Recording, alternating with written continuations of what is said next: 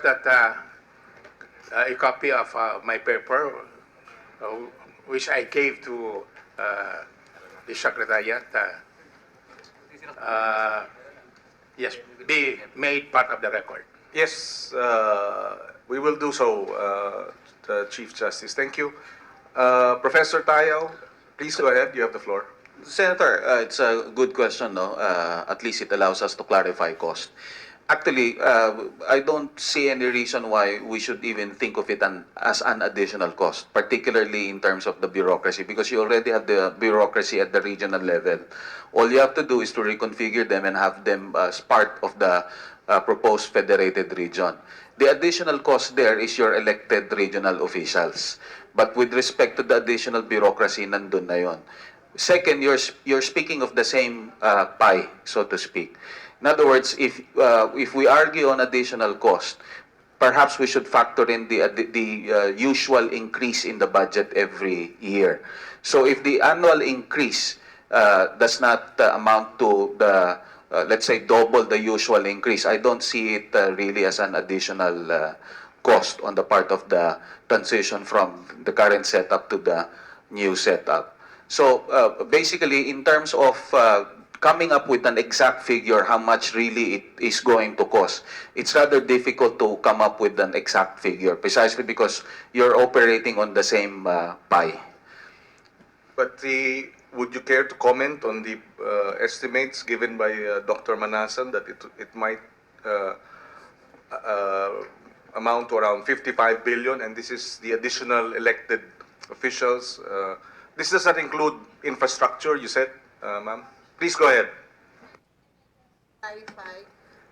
While it is true that some departments that will be transferred have regional offices, not all of them do. For instance, who will collect regional taxes? There is no regional DOF or regional BIR. And in fact, the BIR does have regional offices and district offices, but they will continue to collect national taxes. So you will need a bureaucracy to collect regional taxes and administer fiscal and financial administration at the regional level. Take DPWH. Of course, there are regional offices, but considering that DPWH will do infrastructure, national level infrastructure that cuts across regions, they will still need their regional offices. So that means the regional governments will need to have a regional DPWH, which is not just coming from the existing bureaucracy. So there are departments like that, not all, but some. So, and then the judiciary, and I think my estimate right now is actually on the judiciary part, is actually very limited, because I don't quite understand exactly the configuration, how many across, but it can be more significant than this, in fact. But you put up, an estimate of 55 billion, and based on that estimate, ma'am, and your knowledge of our fiscal position as a country, where do we draw that 55 billion? Where do we source that? Is that we stop existing spending? We raise taxes? It will have to come from the pockets of the taxpayers. I think that's the bottom line. Whether it's taxpayers paying national taxes and contributes to the share of regional governments in national taxes, or whether that's taxpayers paying regional taxes, it will have to come from taxpayers. Okay. And those if I may, I emphasize additional fiscal costs. And I want to emphasize also that 55 55 billion, and the number can change. The 55 billion, if you want to put it in context, is more than half of the incremental revenues of Train 1. And I think Senator Angara would know just how difficult it was to pass Train 1. So I think I think we have to put that in context. Thank you. Would you Yeah. care to... Yes, Senator. yes, 2 respond? points, very briefly. I'm not sure whether the 55 billion Doc Manasan is mentioning is part of the same pie or outside the same pie, because I'm sure it's part of the same pie. Second, yeah, I agree as far as the tax administration, that will require additional bureaucracy. But that's why in the transition, we've discussed it intently, that during the first few years, doon mo sa titignan yung how much budget will be going to the federated region. That means if you bring down functions like, let's say, transportation, naka-line item naman yan at naka-region by region naman yan, yun yung automatic na ibababa mo muna. Precisely, this brings us to the issue of transition. Do you expect that there's only going to be 3 years of transition? No. In fact, if you're going to look at all countries that federalize from the same setup that is unitary, took them several years to transition. Yung transition na 3 years, tinitingnan mo lang, yung bagong constitution lang na ise-set up mo. But with regard to the bureaucracy, particularly on the tax administration, that will take time, definitely. Now, last, when you talk about the bureaucracy, like, DPWH will require the same regions and so on and so forth, it could be approached in such way as it is in other countries. And I'm sure many of the members of the CONCOM also had experience working in other countries in terms of decentralization and federalism. And one strategy really is that while you have regional bureaucracies, it doesn't have to mean that it will be parallel to the bureaucracy of the federal level. Kaya ka nga merong intergovernmental relations institution. So it's a matter of coordination, not necessarily a matter of duplicating offices and functions. Okay, thank you. And to the question about earlier raised by Senator Bam, that there is a provision, that there is the term Philippine rice mentioned in national territory, as pointed out by Chief Justice Davide, but West Philippine Sea was not mentioned. Would there be any clarification on that matter? Because Senator Bam wanted that question raised, clarified. Thank you, Chief. Yes, Please, you have the floor. Mr. Senator. But there are various points raised by our resource persons. So at the end of the day, with your dispensation, we will request for a certain time to file a memorandum to address these issues more exhaustively. Yes, yes, Chief Justice, please do so. That will be very helpful for the guidance of the committee. Salamat po. We can now proceed with the permission of our colleagues to former Commissioner Christian Monsod. You have the floor. Good afternoon. Thank you. Time check lang, it's 5:28. I'm going to try to cut my presentation because you've already heard most of it. Yes, please proceed. Go ahead. The surveys of both SWS and Pulse Asia were sometimes contradictory due to differences on polling questions. Agreed about 74% of our countrymen admit to knowing nothing or very little about the Constitution. Thus, I ask for your indulgence to allow me a few minutes to say something about it, as well as the context in which charter change is being proposed. I was told that text without context is pretext. The inspiration of the 1987 Constitution was EDSA, as we know, but EDSA were more than the restoration of democracy through peaceful means. It was also the promise of a new social order, especially to the poor, with radical changes but through democratic means. Before its writing, consultations nationwide were held to listen to the people, and they overwhelmingly preferred the stability of familiar structures a democratic, representative, unitary presidential system with checks and balances and separation of powers. And they wanted the power to directly vote for and have access to their president. But from the experience of the Marcos regime, they also wanted safeguards against the return of any kind of authoritarianism. It was not only the brutality in the violation of human rights, but the economic disaster of 1983 with total powers, or more accurately, because of total powers, from which we did not recover until 2002 to the detriment of the poor.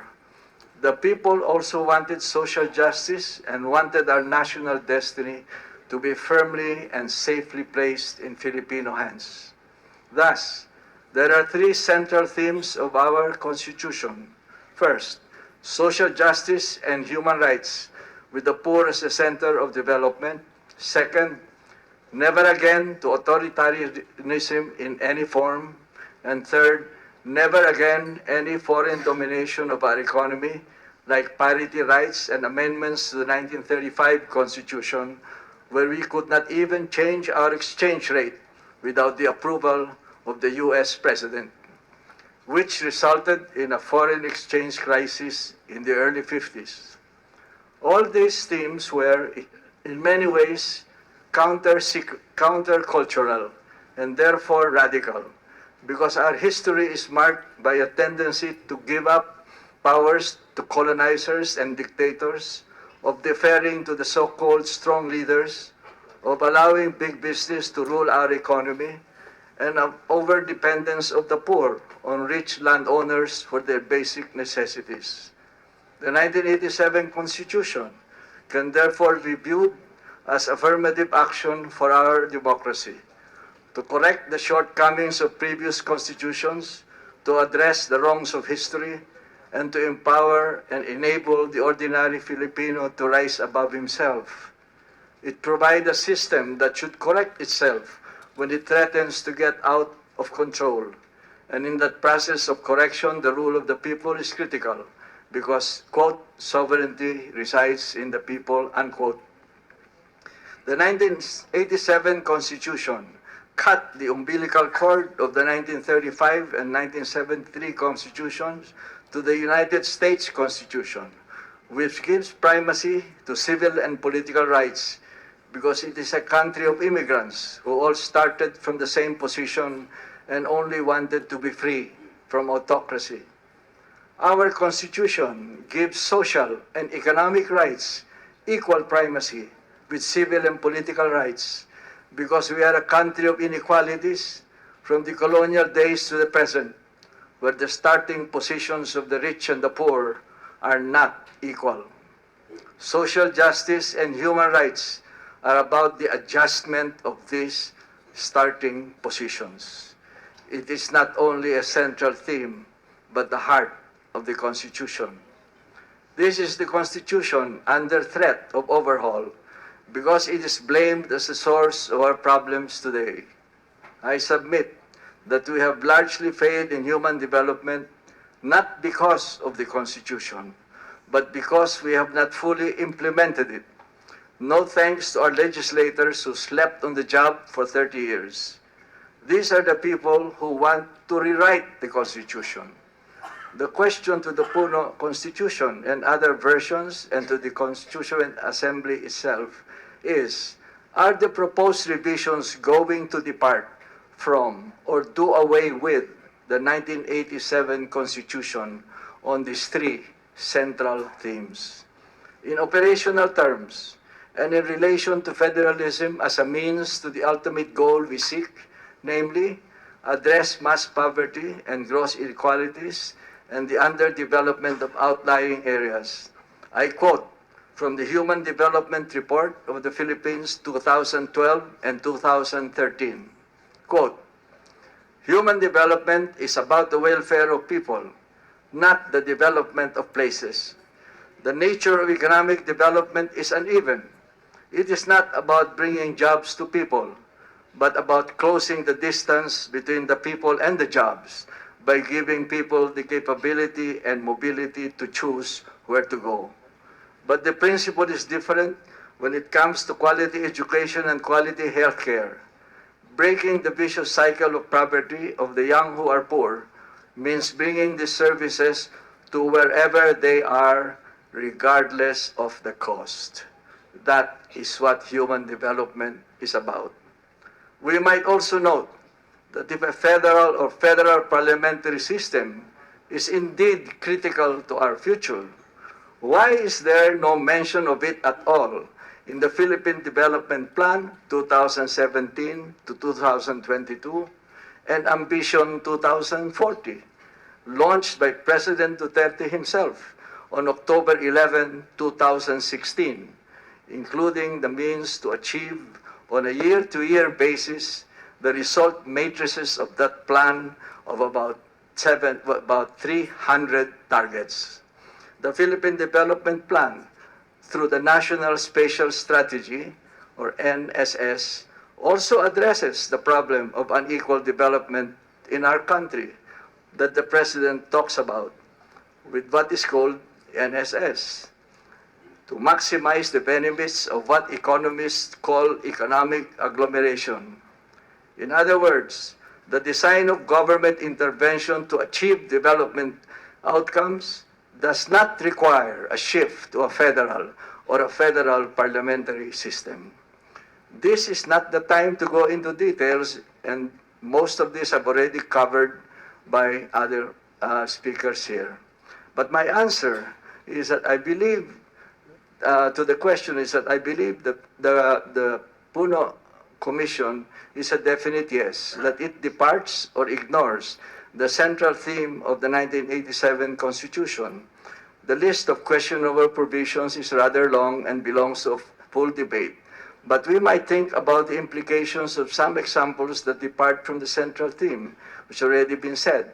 The idea of surveillance warrant, the deletion of the phrase guarantees full respect for human rights, the absence of distributive programs that development experts say should be centralized under any system because of the need to have uniformity of scope and outcomes.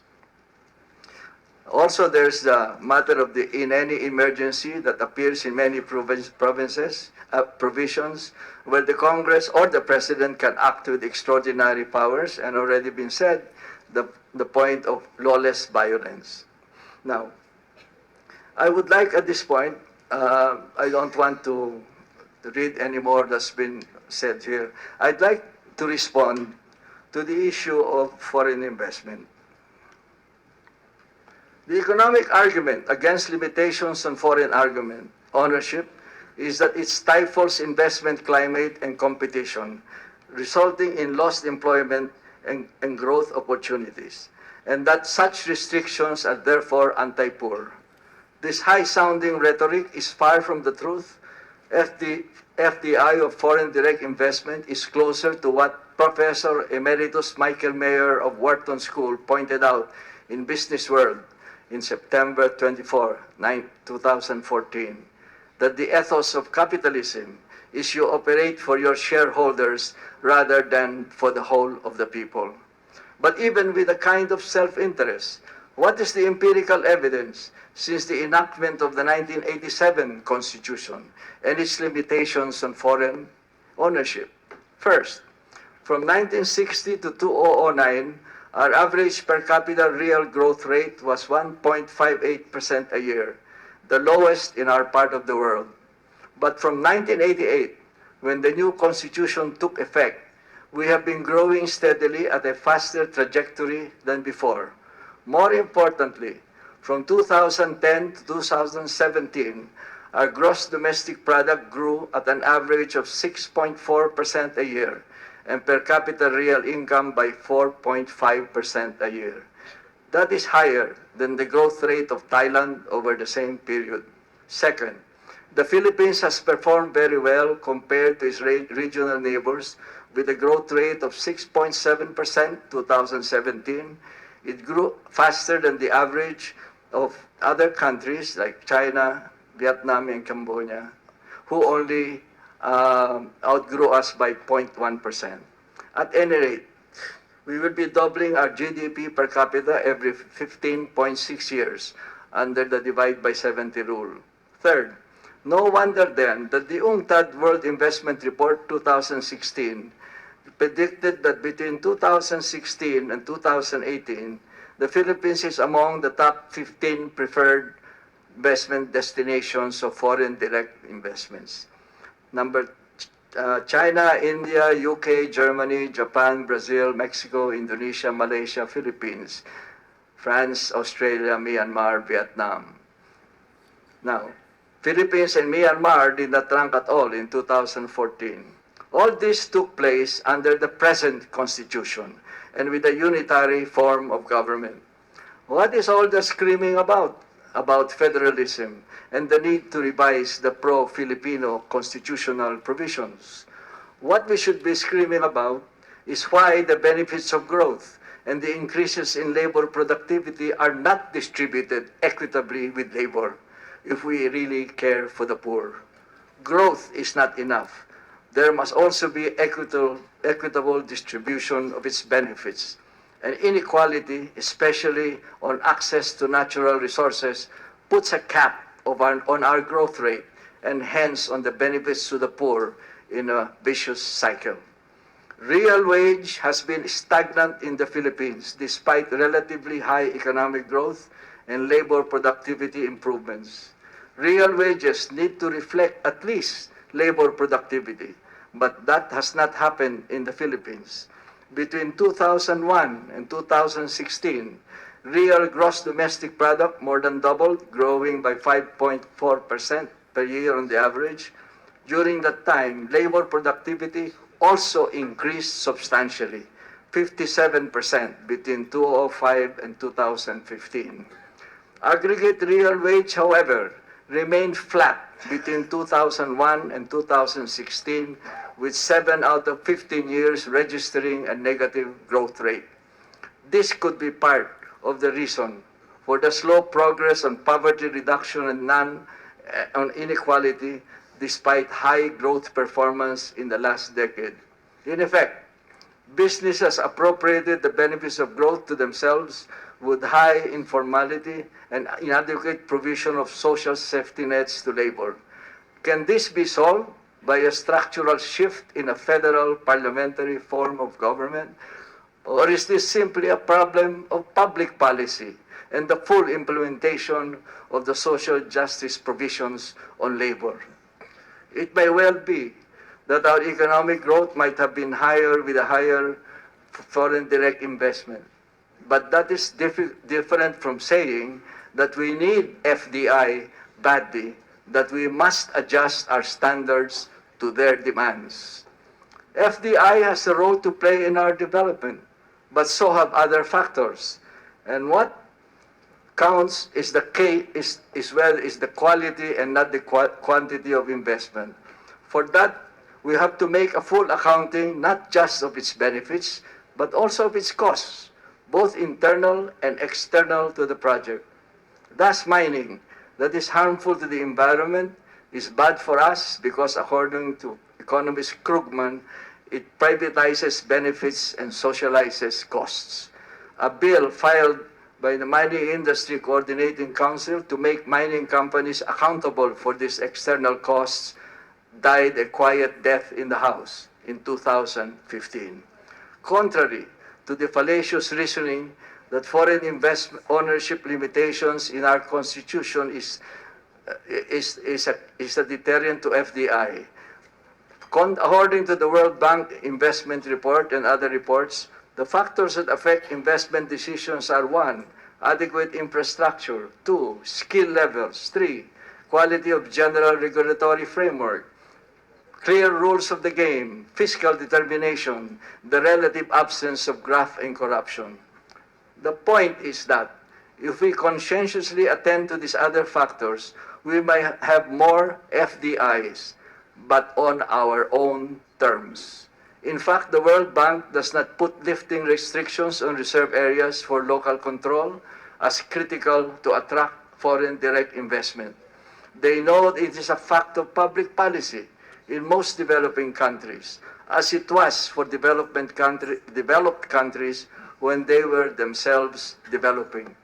Moreover, our country is already open for purposes of FDI in long-term land leases, mineral mining, the Labugal case, Article 12, Section 2, in power generation and supply with the Electric Power Industry Reform Bill, EPIRA, limiting ownership of foreigners only in the natural monopolies of transmission and distribution, as it should be for national security reasons.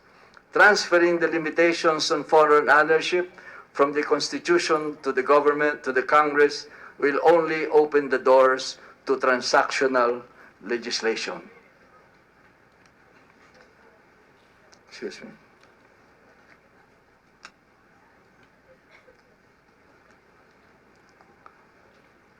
I would venture to say here that we should be very careful about the sweeping overhaul of the constitutional system with a government, with a president who has proven to be dangerous with power, especially if the transition also extends the terms of incumbent politicians or allows an otherwise banned president from re-election by changing the constitution to allow it. Allow me to cite two views on the situation in our country today. This is the situation which we want to change the constitution. 2 weeks ago, at the forum of an international NGO operating in the Philippines about the future of their operations here, because of the external environment, both international and domestic. In that forum, they gave the list of uncertainties in the Philippines, which were democratic space, rule of law, political institutions, civil and political space, domestic and foreign policy, the government's openness to international aid and development assistance, martial law, a revolutionary government, and escalating conflicts in Mindanao.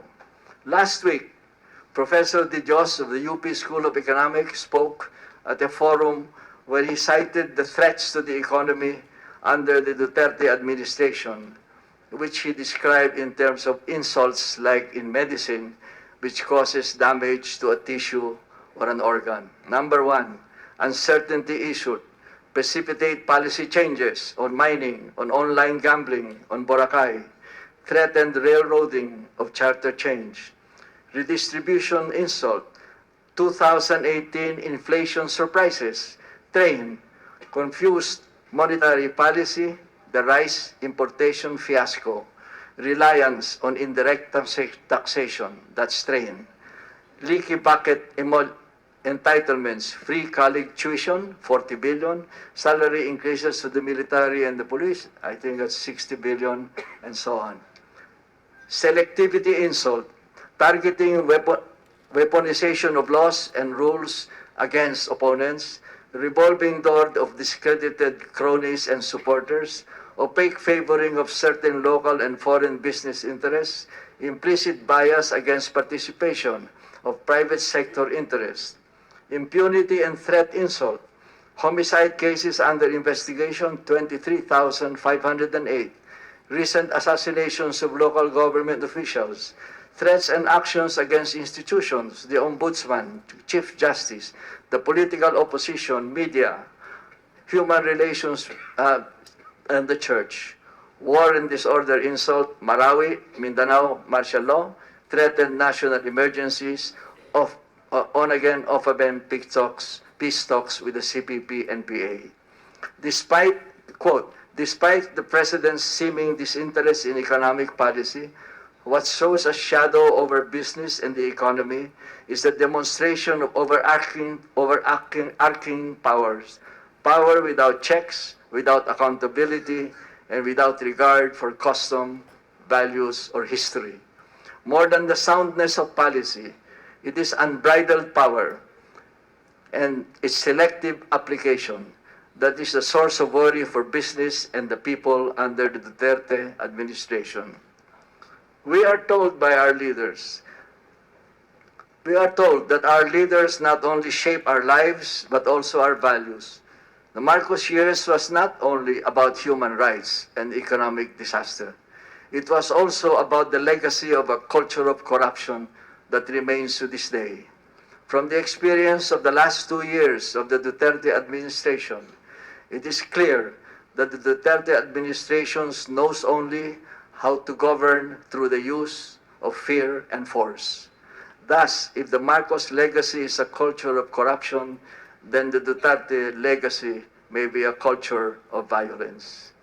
A book entitled How Democracies Die, published earlier this year, says, where authoritarianism during the Cold War was imposed upon coup d'etats by the military, since then, authoritarianism has been assumed by elected leaders through constitutional revisions that would allow them to stay in power indefinitely. Chavez, Fujimori, Erdogan, Marcos was even mentioned. And any one or two of the following 4 signs that the elected leader wants to become a dictator are, number 1, rejects in words or actions the democratic rules of the game, both in written constitutions or unwritten norms of conduct and civility in a functioning democracy. Second, denies the legitimacy of opponents. Third, tolerates or encourages violence. 4, indicates a willingness to curtail the civil liberties of opponents.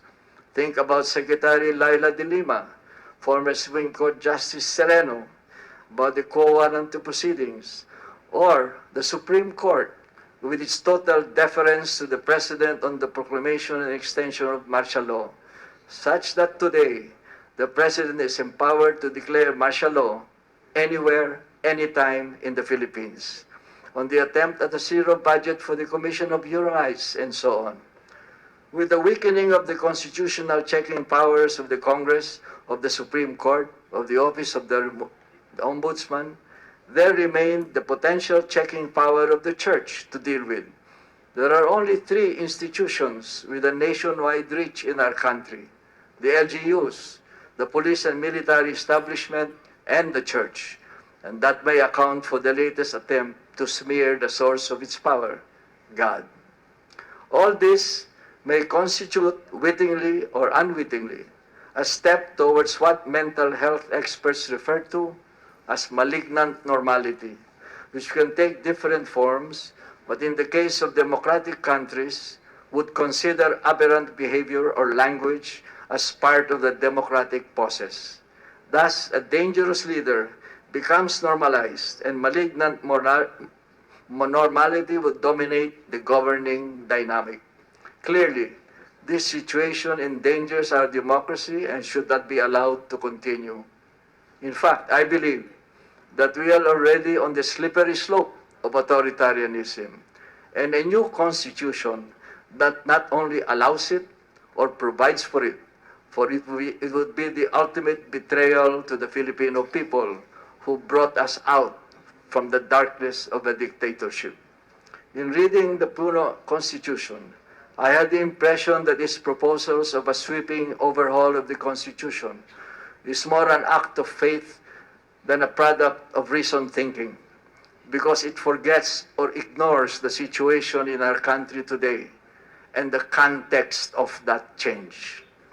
Putting the Constitution to a vote before the transition plans are formulated means that people, especially in the outlying areas who are primarily supposed to benefit from the shift, are asked to first approve a constitutional shift in a federal system without knowing how and when they will become federated regions with the powers and the money for their projects as it promises. They will only know that after the Transitory Commission has formulated the transition plans for the federated or central government and for each federated region. With these dictatorial powers for 3 years, who do you think will win the first elections under the new constitution? What are the imponderables in all this? There is the imponderable of what the president really wants. Hence the need for real independent thinking by all those who are participating in the process, and not people who easily defer to the wishes of the president. The issue of joint or separate vote and what the Senate does if the vote is separate? Third, what will be the final Constituent Assembly version, given that it will surely reflect the power plays of the political dynasties and the compromises of the self-interest of politicians? Four, can free and fair elections be conducted under martial law? Five, and finally, there is the judgment of the people in the plebiscite.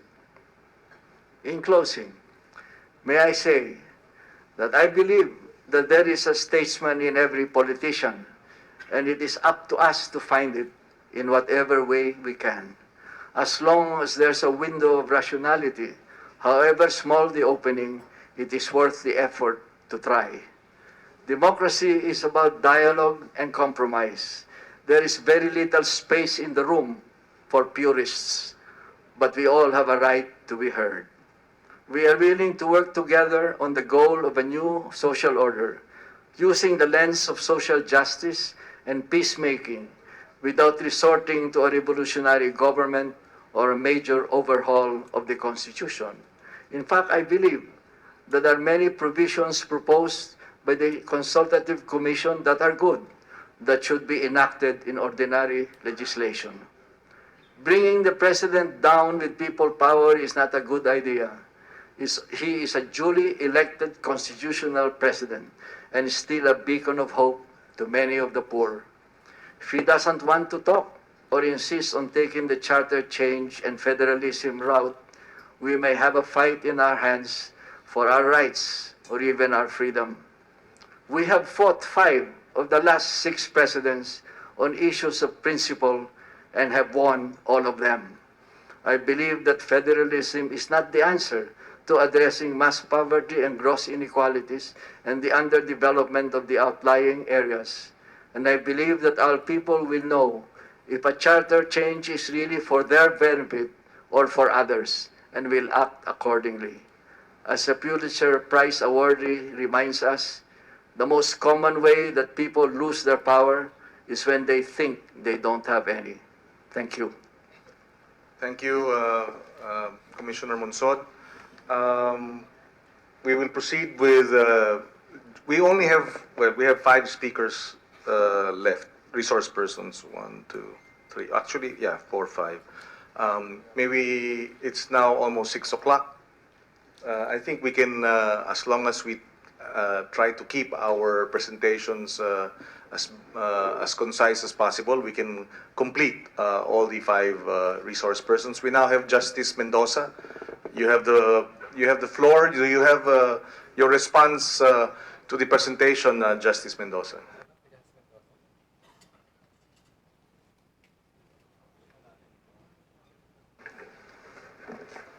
Yes, Mr. Chairman, not more than 10 minutes.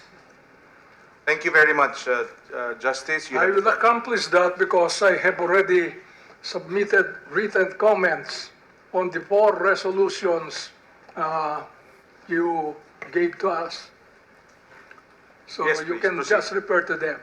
And they refer to the question of how does the Congress propose amendment when sitting as a constituent assembly.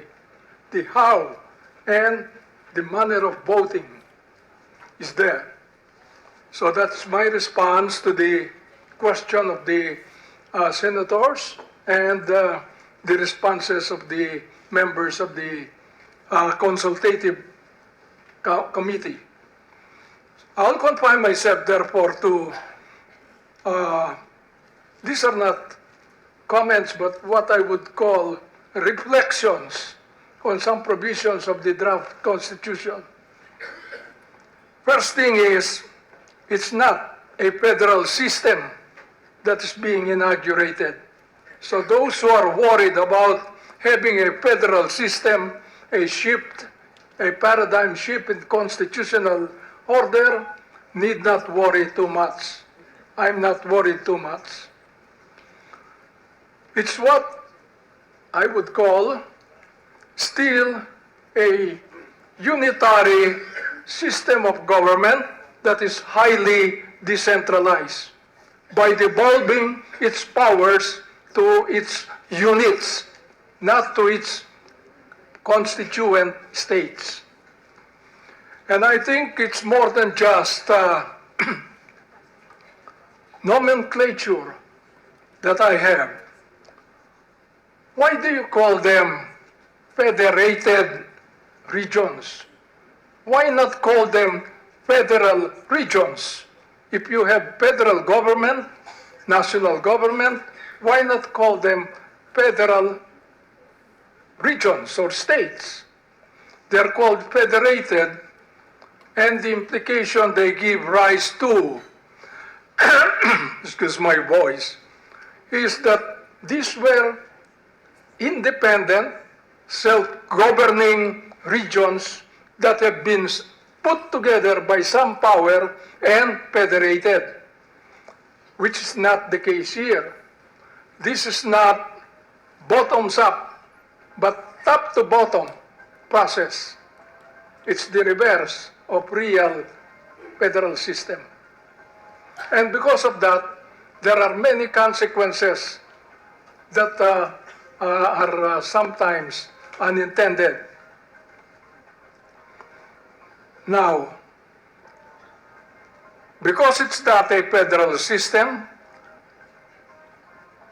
what those who demonize the unitary system as consisting simply of Imperial Manila can now just simply be considered for its rhetorical value, if any, in order to break up the power of the national government and devolve them to the local governments. They are still territories and political subdivisions of the national government. They are not independent of each other, much less of the national government. Proof of that is, nothing is mentioned about the constitution of each region, none, except the Bangsamoro and the Cordillera province or region. Now, further proof of that, because of the lack of provision for state constitution, the so-called federal constitution takes it upon itself to provide the details for the structure and government of these regions, something that a real federal system will not allow, because that is for each and every state to attend to. What its structure of government should be, what officials should be elected or appointed, what should be their function, that is the affair of states in a real federal system. Here, it is prescribed by the federal constitution, federal in quote always. So, probably what has been done is simply to make the devolution of power entrusted by the 1987 Constitution to the Congress by doing it itself. The Constitution, the proposed Constitution, what Congress failed to do, the present proposal is to do it here in the Constituent Assembly or Constitutional Convention. So this change can be accomplished simply by legislation, but by default, perhaps, I'm not sure, the task is being given now to the Constituent Assembly.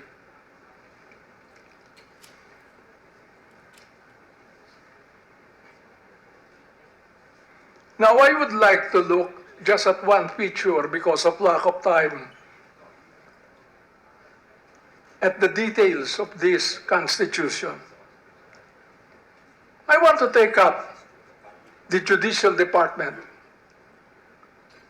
We are told that there are 4 Supreme Courts because the caseload of the Supreme Court is such that a single court cannot tackle the job.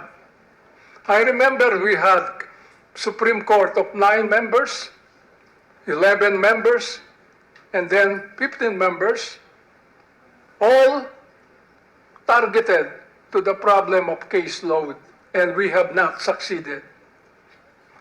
Creating 4 Supreme Courts, one proper, another specialized constitutional court, a third, a specialized administrative Supreme Court, and lastly, a federal electoral Supreme Court.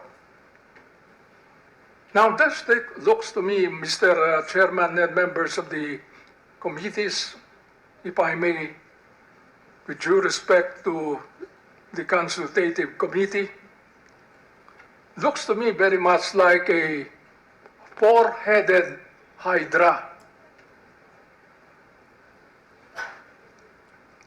The Supreme Court, as it is at present, is co-equal, although not in fact, maybe, but at least in theory or in appearance, co-equal and independent, because it is only one.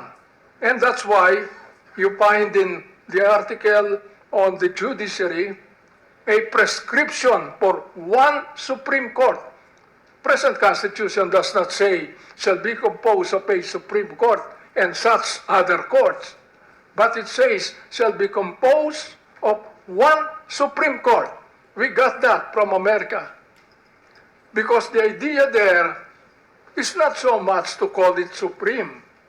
Supreme can be the lowest court, as in the court system of New York, but it is the idea of having only one at the apex, and that's why the Constitution provides for one Supreme Court. That's the idea of one Supreme Court. Now, when you have 4 at the top, it's no longer a pyramid. And when you range this against the other branches of the government, I am not sure that it can be co-equal with the other branches of government. I'm not sure about that. So the effect is to downgrade the Supreme Court, when at the same time the Constitution, the proposed Constitution, pretends to make it still subject to the principle of separation of powers by having 3 vesting clauses in contrast to a parliamentary system. But it's not really co-equal, because it's divided into 4 courts of equal rank and equal importance. Now, the idea for this, I understand. Of course, Germany has several constitutional courts, Verfassung Gerichtshöfe and so many Verfassungs, meaning supreme. But they are not the equal of one Supreme Court, like the federal Supreme Court in the United States. And I think this was taken from the basic law of Germany, that they should have 4 Verfassungs, or Supreme Courts. Now, Mr. Chairman and members of the committees, the Supreme Court that remains will simply be a skeleton of the present Supreme Court, if this is going to be the case. It will have more cases than, let us say, the administrative Supreme Court or the electoral Supreme Court. which can easily perhaps dispose of their caseload to the detriment of cases in the Supreme Court.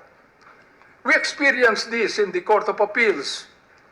In the 1960s, rather 1980s, they divided the Court of Appeals into two, the Intermediate Appellate Court and the specialized courts. What happened? Well, I happened to be in one of these intermediate appellate courts, the specialized one, dealing with special civil actions. We disposed of our caseload very quickly, but the old Court of Appeals that remained bogged down in its cases. That's going to be the case here. Now, and not only that, at the expense of the Supreme Court that will remain, the Federal Supreme Court. Why? Because much of the importance of the court inheres in the fact that in deciding ordinary cases, it also decides paramount, fundamental questions. Of course, you cannot raise a constitutional question per se before the court. It must arise in the course of the decision of ordinary cases. But that's precisely what gives it importance, that as it decides ordinary business, it at the same time articulates fundamental rules of the Constitution. Now you give this to the Constitutional Court, propose, then it will hug the headline. I'm sure that that is not much in the mind of the framers, but that's going to be the result. The really headline cases are those that involve, you notice, constitutional adjudication. Now,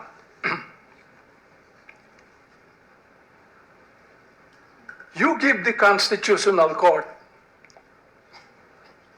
power to render advisory opinion. Patay na.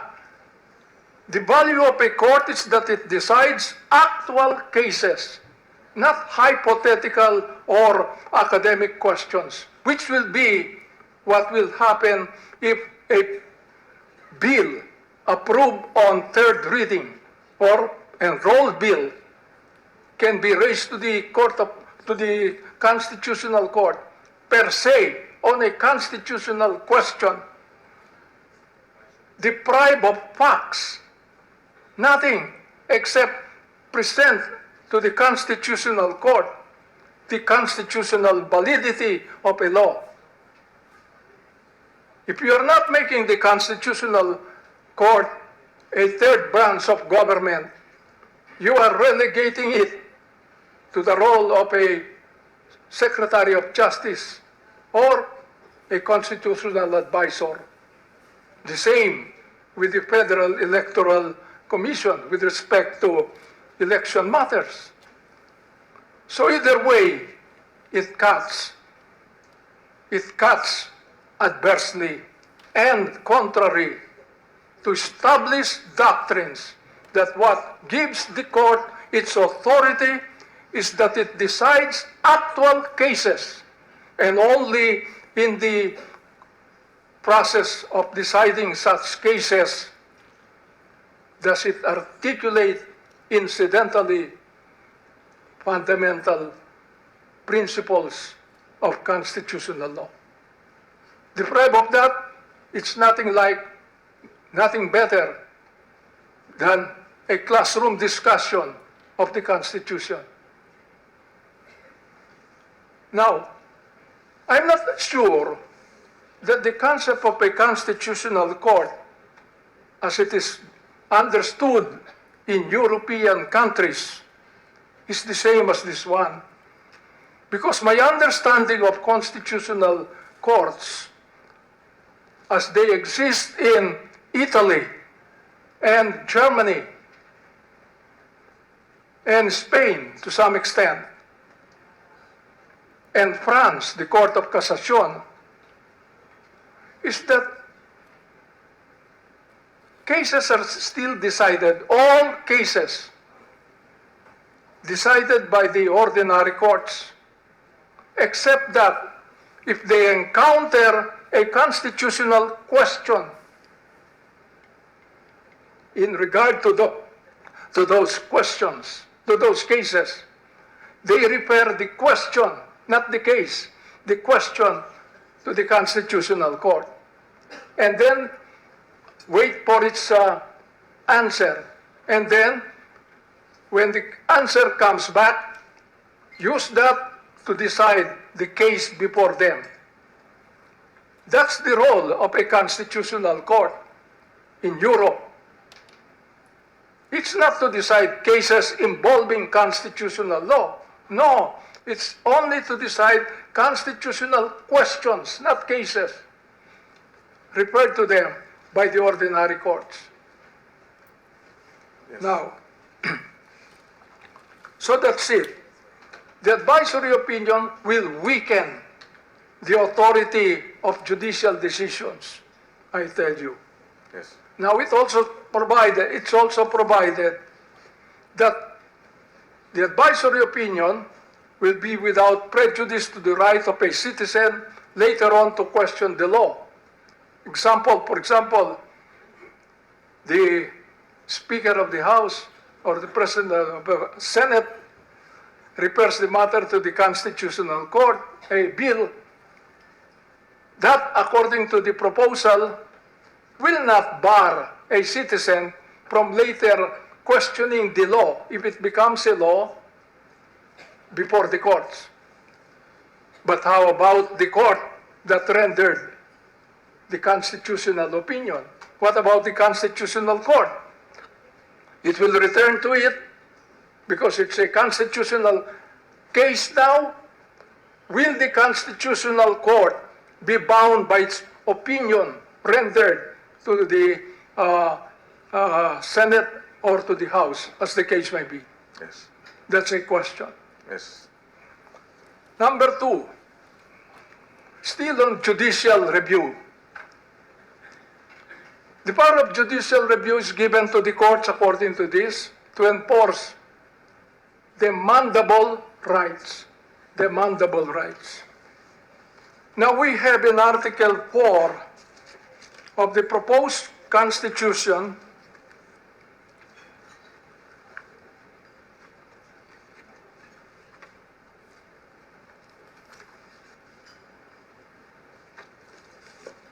Stay time check as you go through your notes, Justice Mendoza. It's now 6:17, but just concluding. yes, thank you. Please proceed. There have been placed under the Bill of Rights social and economic rights, as well as environmental and ecological rights. Now, Section 1 of Article 3 says these rights, not only the civil and political rights, but the social and economic rights and environmental and ecological rights are demandable against the state. Take Boracay. Can a citizen, under the proposed Constitution, bring an action against the operators of Boracay or against the Republic of the Philippines for its failure to maintain Boracay environmentally and ecologically? And there is a damage for that a citizen can demand. Is that demandable? Now, there's provision for every citizen has a right to adequate food, adequate shelter, and many other economic rights. Employment opportunities. Are these demandable in courts? Can you bring an action for mandamus against the government to provide you with adequate food, adequate shelter, and other amenities of civilized life? Those are problems brought by placing this under the Bill of Rights.